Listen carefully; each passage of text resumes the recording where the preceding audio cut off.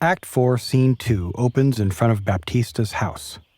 Hortensio, still disguised as the tutor Licio, is talking to Tranio, who is still disguised as the young nobleman Lucentio. Hortensio is complaining that Bianca seems to be flirting with the other tutor, Cambio, and he wants Tranio, still thinking he's Lucentio, to spy on their lesson to prove it. Sir, to satisfy you in what I have said, stand by and mark the manner of his teaching. And it certainly seems like Bianca and Cambio are flirting with each other, though Bianca knows something that Hortensio doesn't, that the tutor Cambio is really Lucentio. Now, mistress, profit in what you read. What, master, read you? First resolve me that. I read that I profess the art to love. And may you prove, sir, master of your art.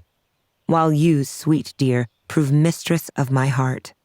And so Tranio, pretending to be Lucentio, needs to pretend that he's upset. Oh, despiteful love, unconstant womankind. So Hortensio gives up his disguise, now that Bianca seems to be falling for a lowly tutor. Mistake no more. I am not Licio, nor a musician as I seem to be, but one that scorned to live in this disguise for such a one as leaves a gentleman and makes a god of such a cullion. Know, sir, that I am called Hortensio. And so the fake Lucentio promises to give up Bianca too. I will with you, if you be so contented, forswear Bianca and her love forever. Hortensio suddenly announces his plan to marry somebody else soon, a widow who is in love with Hortensio. I will be married to a wealthy widow ere 3 days pass. And off he goes. Tranio joins Bianca and the real Lucentio to let them know that Hortensio no longer wants to marry Bianca. And Tranio somehow knows that Hortensio has gone to get some training for taming his future wife, the widow. He has gone unto the taming school. The taming school? What, is there such a place? Aye, mistress, and Petruchio is the master, that teacheth tricks to tame a shrew and charm a chattering tongue. Biondello suddenly arrives to announce that he spotted an older gentleman approaching the town.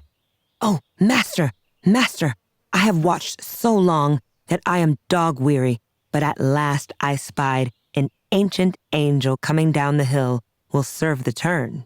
Tranio reminds Lucentio of the plan to find somebody to play Lucentio's father, Vincentio, in order to get Baptista to approve the marriage to Bianca.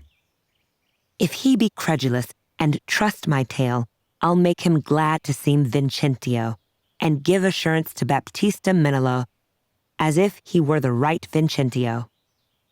Bianca and the real Lucentio leave, and the traveling merchant arrives. Tranio asks the merchant where he's from in order to spring his trap. What countryman, I pray? Of Mantua. Of Mantua, sir? Marry, God forbid.